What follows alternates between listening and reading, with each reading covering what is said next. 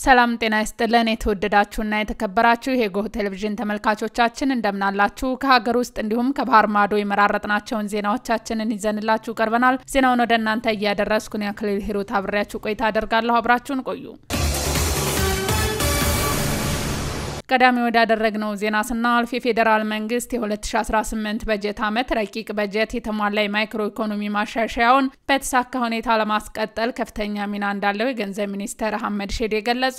የህዝብ ተወካዮች ምክር ቤት 4ኛ ዓመት የሥራ ዘመን 35ኛ መደበኛ ስብሰባ ተካሂዷል። የገንዘብ ሚኒስትሩ አህመድ ሼዴ የፌደራል መንግስት የ2018 በጀት ዓመት ረቂቅ በጀትን በተመለከተ ለህዝብ ተወካዮች ምክር ቤት ማብራሪያ ሰጥተዋል። በማብራሪያቸውም የ2018 በጀት ዓመት የመንግስት ገቢ የውጭ እርዳታን ጨምሮ 1.5 ትሪሊየን ብር እንደሚሆንም ይገመታልን ብለዋል። ይህም በ2017 በጀት ዓመት ይሰበሰባል ተብሎ ከተገመተው ጠቅላላ ገቢ አንጻር የ62 በመቶ እድገት እንዳለውም ተናግረዋል። ከታክስ ምንጭ የተያዘውን የገቢ እቅድም ለማሳካት በታክስ ፖሊሲና በታክስ አስተዳደር በኩል የተያዘውን ማሻሻያ በተቀናጀ ሁኔታ ተግባራዊ ለማድረግ አስፈላጊውን ዝግጅት መደረጉንም ተናግረዋል። ከቀረበው የፌደራል መንግስት ረቂቅ በጀቱ 61 በመቶ ለመደበኛ በጀት የተመደበ መሆኑን አንስተው ይህንን በተያዘ በጀት ዓመት ለመደበኛ በጀት ከተመደበው በጀት የ48.1 በመቶ እድገት ያለው መሆኑንም ገልጸዋል። በሌላ በኩል ለፌደራል መንግስት ለካፒታል በጀት የተደለደለው 415 ቢሊዮን ብር ከጠቅላላ በጀት 22 በመቶ ድርሻ ያለው መሆኑን ተናግረው ከ2017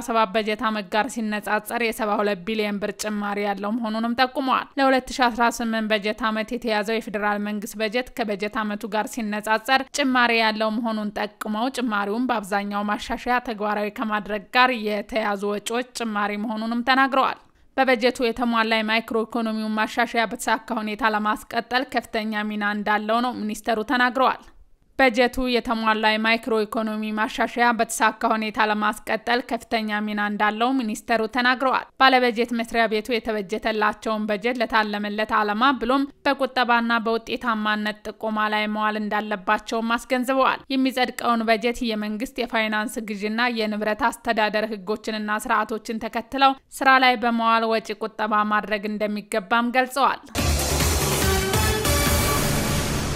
በኢትዮጵያ 155,000 ዓለም አቀፍ ስደተኞችን የዲጂታል መታወቂያ ባለቤት በማድረግ በማህበራዊና ኢኮኖሚያዊ አገልግሎት እንዲያገኙ እየተደረገ መሆኑን የስደተኞችና ተመላሾች አገልግሎት ዋና ዳይሬክተር ጠይባ ሐሰን አስታወቁ። የኢትዮጵያ ስደተኞች የመቀበል ታሪክ ከህዝቦቿ የእንግዳ ተቀባይነት ባህል የሚመነጭ ነው ብለዋል። ከጎረቤት ሀገራት የመጡ ስደተኞችም ከተቀባዩ ማህበረሰብ ጋር በማህበራዊና ኢኮኖሚያዊ መስተጋብር በሚያሳድጉ መስኮች በመሳተፍ የህዝብ ለህዝብ ግንኙነት በማጠናከር ዲፕሎማሲያዊ ወዳጅነትን እያጎለበተ እንደሚገኝም አስረድተዋል። ላብነትም ከጎረቤት ሀገራት ደቡብ ሱዳን፣ ከሱዳንና የመሳሰሉት ሀገራት የሚመጡ ስደተኞችን የኢትዮጵያ አምባሳደር በመሆን ጭምር ልዩ ክብር እንዳላቸውም ተናግረዋል። በቆይታቸውም ከፍተኛ ትምህርት ተቋማት የሚያገኙት ዕውቀትና ክህሎት ወደ ሀገራቸው ሲመለሱ ኢትዮጵያን እንደ ሁለተኛ ሀገራቸው እንደሚቆጥሯትም ገልጸዋል። በአሁኑ ወቅት የተፈጥሮ ሰው ሰራሽ አደጋን በመሸሽ ጎረቤት ሀገራትን ጨምሮ ከ34 ሀገራት በላይ የመጡ ከ1.1 ሚሊዮን በላይ ስደተኞች በኢትዮጵያ እንደሚኖሩም ገልጸዋል። ከዚህ ውስጥም ከደቡብ ሱዳን፣ ከሱዳን፣ ከኤርትራና ከሶማሊያ የመጡ ስደተኞች ትልቁን ቁጥር በመያዝ ኢትዮጵያ በአፍሪካ ብዙ ቁጥር ያለው ዓለም አቀፍ ስደተኞችን የምታስተናግድ ሀገር እንድትሆን እንዳላትም አስታውቀዋል። ከዚህ ውስጥም ከደቡብ ሱዳን፣ ከሱዳን፣ ከኤርትራና ከሶማሊያ የመጡ ስደተኞች ትልቁን ቁጥር በመያዝ ኢትዮጵያ በአፍሪካ ብዙ ቁጥር ያለው ዓለም አቀፍ ስደተኞችን የምታስተናግድ ሀገር እንድትሆን እንዳስቻላትም አስታውቀዋል። ስደተኞች የዲጂታል መታወቂያ ባለቤት እንዲሆኑ በማድረግ በብሔራዊ መታወቂያ መርሃ ግብር በገንዘብ ሚኒስቴርና በአገልግሎቱ ትብብር እየተሰራ እንደሚገኝም ገልጸዋል። በአጭር ጊዜ ውስጥም በኢትዮጵያ ከሚኖሩ ስደተኞች መካከል 155,000 ስደተኞችን የዲጂታል መታወቂያ ባለቤት በማድረግ በኢትዮጵያ የሚሰጡ አገልግሎት በቀላሉ እንዲያገኙ እየተደረገ ነው ብለዋል። የዲጂታል መታወቂያ ስደተኞች ከዚህ ቀደም የሚያጋጥማቸውን የአገልግሎት መስተጓጎል በማስቀረት ከፍተኛ ጠቀሜታ እያበረከተላቸው እንደሚገኝም አንስተዋል።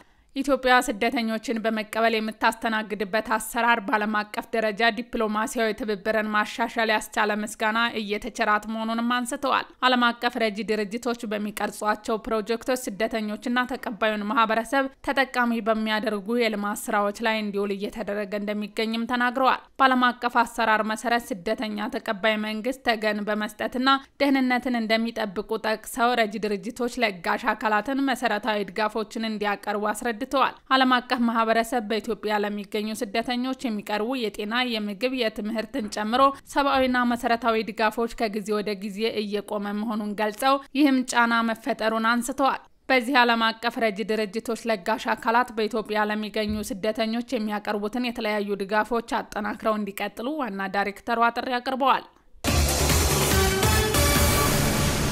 የኢኮኖሚ ዲፕሎማሲያዊ የኢትዮጵያን ብሔራዊ ጥቅም በዓለም አቀፍ ደረጃ ለማረጋገጥ ወሳኝ ሚና ይጫወታል ሲል የውጭ ጉዳይ ሚኒስቴር አስታወቀ። እየተካሄደ በሚገኘው የኢኮኖሚ ዲፕሎማሲያዊን ለማጠናከር ያለመ የባለድርሻ አካላት መድረክ ላይ የውጭ ጉዳይ ሚኒስቴር ዴኤታ አምባሳደር ሀደራ አበራ ኢኮኖሚውን ዲፕሎማሲያዊ የኢትዮጵያን ጥቅል ዲፕሎማሲያዊ ምሰሶ ነው ብለዋል። የኢኮኖሚ ዲፕሎማሲያዊ የኢትዮጵያ ብሔራዊ ጥቅም በዓለም አቀፍ ደረጃ ለማረጋገጥ ወሳኝ ሚና እንደሚጫወትም አስገንዝበዋል። የኢትዮጵያን የኢኮኖሚ አቅሞች ከውጭ ዓለም ጋር በማስተሳሰር እንደሚገባ አስረድተው የኢኮኖሚ ዲፕሎማሲን ለማጠናከር የባለድርሻ አካላት ትብብር አስፈላጊ መሆኑን በአጽንኦት ገልጸዋል። የኢንቨስትመንት ኮሚሽን ኮሚሽነር ዶክተር ዘለቀ ተመስገን በበኩላቸው መንግስት ያደረገው የኢኮኖሚ ማሻሻያ ለኢኮኖሚ ዲፕሎማሲያዊና ለኢንቨስትመንት ዘርፍ የአዲስ እድልን መፍጠሩን ተናግረዋል።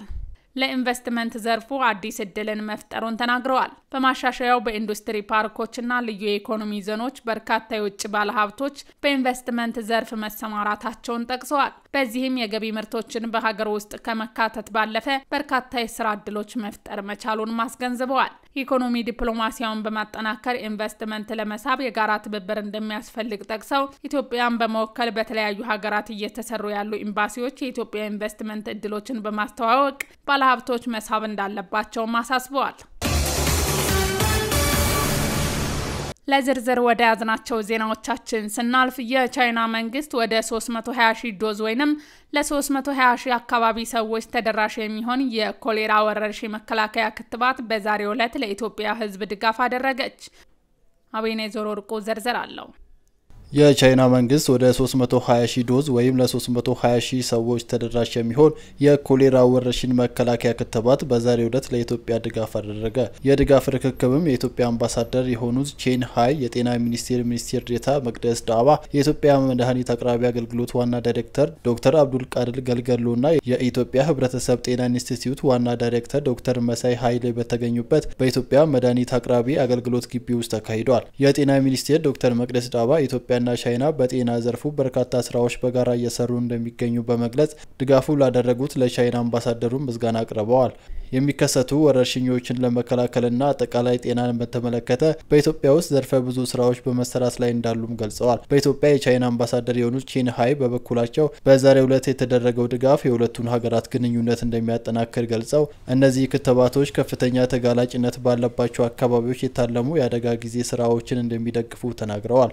ቻይና ለኢትዮጵያ በርካታ መድኃኒቶችን የምታቀርብ ሀገር እንደሆነች የገለጹት ደግሞ የኢትዮጵያ መድኃኒት አቅራቢ አገልግሎት ዋና ዳይሬክተር ዶክተር አብዱል ቃድር ገልገሎ ናቸው። ዋና ዳይሬክተሩ አክለውም የጤናውን ዘርፍ ከማሳደግ ባሻገር በሁለቱ ሀገራት መካከል ያለውን የንግድ ግንኙነት የሚያጠናክር እንደሆነም ተናግረዋል። በዛሬው ዕለት ድጋፍ የተደረጉት እነዚህ የኮሌራ ወረርሽኝ መከላከያ ክትባቶች በተለያዩ የሀገሪቱ ክፍሎች ላይ ተደራሽ እንደሚሆኑ ተገልጿል። አንዳንድ ሪል ስቴት አልሚዎች ገበያ ለመሳብ በሚል የሚያስተላልፏቸው ማስታወቂያዎች ደንበኛ ለእንግልት እየዳረገ ነው ተባለ። አንዳንድ ሪል ስቴት አልሚዎች ገበያ ለመሳብ በሚል ሰበብ በተለያዩ መገናኛ ብዙሃን የሚያስተላልፏቸው ማስታወቂያዎች የተጋነኑና ከእውነታ የተራራቁ በመሆናቸው ደንበኞች ለብዙ ችግር ሲዳረጉ ይስተዋላል ሲል የኢትዮጵያ ሪል ስቴት አልሚዎች ማህበር አስታውቋል። ቁም ነገር ሽፈራው ዝርዝር አላት። በኢትዮጵያ ውስጥ የሪል ስቴት ልማት ከተጀመረ 30 ዓመታት እየተቆጠሩ እንደሚገኝና በዚህ ዓመታት ውስጥም ዜጎችን የቤት ባለቤት ማድረግና የአኗኗር ዘይቤዎችን መቀየር ስለመቻሉ በመድረኩ ላይ ተነግሯል። በዚህም የአገልግሎትና የመሰረተ ልማት እድገቶች ስለመታየታቸው እንዲሁም የስራ ዕድሎች ስለመፈጠራቸው የተገለጸ ሲሆን በአንጻሩ ዘርፉን በአሉታዊ መልኩ ስራውንም የሚያጎርፉ ድርጊቶች እንደሚስተዋሉበትም ተመላክቷል። ከነዚህም የሪል ስቴት ዘርፉን ከሚያጎርፉ ድርጊቶች መካከል ዜጎች ገንዘባቸውን ከከፈሉ በኋላ ቤት የማስተላለፍ ስራ እጅግ በመዘግየቱ ምክንያት የሚፈጠር ችግር ዋነኛ መሆኑ ተገልጿል። እንዲሁም አንዳንድ ሪል ስቴት አልሚዎች ገበያ ለመሳብ በሚል የሚያስተላልፏቸው እጅግ የተጋነኑና ከእውነታው ጋር የተለያዩ ማስታወቂያዎች ደንበኞች ለአላስፈላጊ ወጪና እንግልት እየተዳረጉ በመሆኑም ችግር ተፈጥሯል ተብሏል። በዚህም ምክንያት ለከፋ ችግር የተዳረጉ ዜጎች መኖራቸው የተገለጸ ሲሆን እንዲህ አይነት ያልተገቡ ድርጊቶችን በሚያከናውኑ የሪል ስቴት አልሚዎችን ህጋዊ ወደ ሆነው አገልግሎት እንዲገቡ ማህበሩ የተለያዩ መፍትሄዎችን እንዳስቀመጠ ተነግሯል። አንደኛው በሪል ስቴት ልማት ውስጥ የገቡ ተቋማትና ግለሰቦች ሁሉ በኢትዮጵያ በሪል ስቴት አልሚዎች ማህበር ውስጥ እንዲካተቱ ማድረግ መሆኑ ተነግሯል። ማህበሩ የስነ ምግባር ደንብ በመቅረጽ ሁሉም አልሚ ስነ ስርዓትን ይዞ የሚሰራበት የመገበያ ሰነድ ላይ እንዲፈራረም የተገለጸ ሲሆን ከስነ ምግባር ውጪ የሚሰሩ አካላት ካሉም ወደ ስርዓት እንዲገቡ ብርቱ ጥረት ያደርጋል ተብሏል። በአልሚውና በደንበኛው መካከል የሚፈጠሩ ግጭቶች አለመግባባቶች ከተከሰቱ በመሃል በመግባት ማህበሩን የማደራደር ወይም የማግባባት ስራ እንደሚሰራም ተገልጿል። ከዚህም በተጨማሪ በከፍተኛ የትምህርት ተቋማት ደረጃ በሪል ስቴት ዘርፍ ላይ የሚነሱ ችግሮችን ለይቶ ለማወቅ ጥናቶች ስለመደረጋቸው የተገለጸ ሲሆን የተከናወነው ጥናት በማህበር ደረጃ አለመደረጉም ተጠቁሟል። በመሆኑም ከዚህ ቀደም በሪል ስቴት ዘርፉ ላይ እንደ ተግዳሮት የሚጠቀሱ ጉዳዮችን መነሻ በማድረግ በቀጣይ በማህበሩ ጥናት ለማከናወን ስለመታቀዱ ተገልጿል። የዋጋ መጨመር፣ ጥራትና ቤቱን ቶሎ ሰርቶስ አለማስረከብ በደንበኞች ከሚነሱ ቅሬታዎች መካከል ተጠቃሽ እንደሆኑም ተነግሯል። እስካሁን በዘርፉ ላይ ያሉትን ተሞክሮች እንዲህ እንደ ችግሮች የሚነሱ ጉዳዮች በማህበሩ በሚጠናው ጥናት ላይ ለመነሻ የሚሆኑ ሀሳቦች ይቀርባሉ ተብሏል።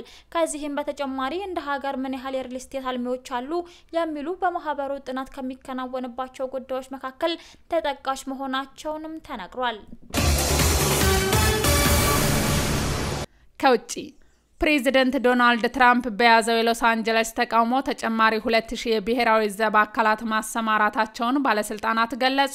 ፔንታጎን ዶናልድ ትራምፕ ተጨማሪ 2000 የብሔራዊ ዘብና 700 የባህር ኃይል አባላትን የፌዴራል መንግስት የተቃውሞ ሰልፍን ለመቆጣጠር እየወሰደ ያለውን እርምጃ ለማገዝ እንዲሰማሩ ማዘዛቸውን አረጋግጠዋል። በሎስ አንጀለስ የአሜሪካ ፕሬዚደንት ዶናልድ ትራምፕ በስደተኞች ከሀገር ለማባረር የያዙትን ፖሊሲ በመቃወም የተቃጠለውን ተቃውሞ 4ኛ ቀኑን ይዟል። በሎስ አንጀለስ የአሜሪካ ፕሬዚደንት ዶናልድ ትራምፕ ስደተኞች ከሀገር ለማባረር የያዙትን ፖሊሲ በመቃወም የተቀጣጠለው ተቃውሞ 4ኛ ቀኑን ይዟል። ትራምፕ ከዚህ ቀደም ያሰማራቸው 2000 የብሔራዊ ዘብ አባላት የፖለቲካ ውጥረትን የፈጠሩ ሲሆን የካሊፎርኒያ አስተዳደር ጋቪን ኒውስኮም እና የኤልኤ ከንቲባ ካርነን ባስ የአካባቢውን ፖሊሲ ተቃውሞ ሰልፎችን መቆጣጠር ይችላል ብለዋል። ከ90 በመቶ በላይ በጋዛ የሚገኙ ትምህርት ቤቶች መውደማቸው ተገለጸ። በጋዛ የተደረጉ ጥናቶች እንዳመለከቱት ከ90 በመቶ በላይ በጋዛ የሚገኙ ትምህርት ቤቶች መውደማቸው ተገልጿል። የጋዛ ነዋሪዎች ማንነትን የሚገልጹ እንደ ባህልና የእምነት ቦታዎች እንዲሁም ትምህርት ቤቶችን በማጥፋት ዓለም አቀፍ ገለልተኛ የምርመራ ኮሚሽን እስራኤልን ተጠያቂ አድርጓል። በተባበሩት መንግስታት የዓለም አቀፍ ገለልተኛ የምርመራ ኮሚሽን ይዞት ባወጣው ሪፖርት እስራኤል የፍልስጤማውያንን ማንነት ከምድር ለማጥፋት እንደ ትምህርት ቤቶችና የሃይማኖት ተቋማት ላይ የጥፋት ወንጀል እያደረገች ነው ብሏል። ከዚህ በፊት ኮሚሽኑ ባወጣው ሪፖርት እስራኤል በጋዛ ግጭት ወቅት የሴቶችና የጤና መጠበቂያ ተቋማትን ስልታዊ በሆነ መንገድ በማጥፋት ፍልስጤማውያን ላይ የዘር ማጥፋት ድርጊቶች ፈጽማለች በማለቱ የእስራኤል ጠቅላይ ሚኒስትር ቤንጃሚን ኔታንያሁን ሪፖርቶችን አድሏዊና ጸረ ሴማዊ ናቸው በማለት ተወቅሰዋል። በዚህ ምክንያት እስራኤል ከኮሚሽኑ ራሷን ማግለሏን ጠቅላይ ሚኒስትሩ አስታውቀዋል። የኮሚሽኑ ሊቀመንበር የነበሩት የቀድሞው የተባበሩት መንግስታት ድርጅት የሰብአዊ መብት ከፍተኛ ኮሚሽነር ናቪ ፔሌ እስራኤል በጋዛ ውስጥ እያደረገችው ያለውን ጉዳት እየጨመረ መምጣቱን እያየን ነው ሲሉም ተናግረዋል። ኮሚሽኑ በትምህርት ተቋማት በሃይማኖትና ባህላዊ ቦታዎች ላይ የተፈጸሙ ጥቃቶች የመረመረ ሲሆን በምርመራው ዓለም አቀፍ ሕጎች መጣሳቸውን አረጋግጫለሁ ማለቱን ሮይተርስ ዘግቧል። ውድ አድማጭ ተመልካቾቻችን ለዛሬ ያዘጋጀንላችሁ ዜናዎቻችን እነዚህን ይመስሉ ነበር። አብራችሁን ስለነበራችሁ ከልብ እናመሰግናለን። በያላችሁበት ሰላም